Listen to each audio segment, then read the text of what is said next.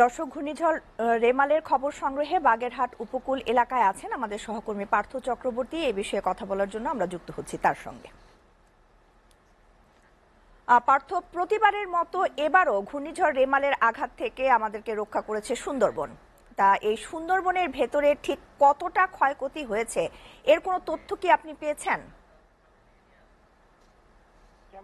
আপনি যেমনটি বলছিলেন, সুন্দরবন আমাদের মায়ের মতো।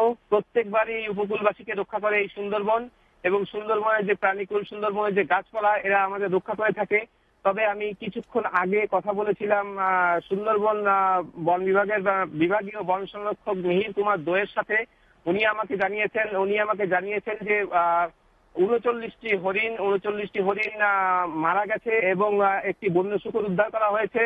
তার পরবর্তীতে বনের ভিতরে সাংঘাতিকভাবে তল্লাশি চালানো হচ্ছে, যাতে অন্যান্য বন্য প্রাণীগুলোকে কি অবস্থায় আছে দেখা যায়।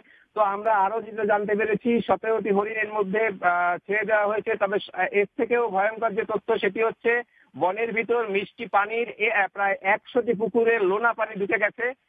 লোনা পানি ঢুকে যাওয়ার কারণে সেখানে কিন্তু আসলে বনের যে কর্মচারীরা রয়েছেন এবং বন্য যে প্রাণী রয়েছে, তাদের পানির সংকট দেখা দেবে।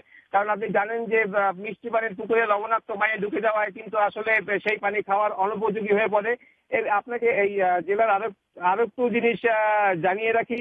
আমাদের বাগেরহাটে প্রায় 35,000 মাছের ঘের ডুবে গেছে, যাতে এই পর্যন্ত আমরা জানতে পেরেছি 73 কোটি টাকার ক্ষতি হয়েছে। একটি ঘরবাড়ির কথা বলে রাখি আপনাকে, আমি এর আগের লাইভগুলোতেও বলেছিলাম যে বাগেরহাটের বেশিরভাগ ঘরবাড়ি হচ্ছে টিন এবং মাটির তৈরি এবং কাঠের তৈরি।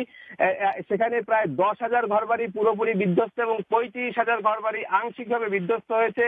আর আরেকটা জিনিস বলতে চাই, কিন্তু এনজিও যে কর্মীরা আছে, আমার কাছে সকালবেলা অনেকে ফোন করে অভিযোগ করেছে যে এনজিও কর্মীরা তাদের কিস্তি সংগ্রহের জন্য এর ভিতরে নেমে গেছে। এই এনজিও কর্মীদের কিস্তি সংগ্রহের যে বিষয়টি, এটা কিছুদিনের জন্য স্থগিত রাখার দাবি জানিয়েছে এলাকাবাসী।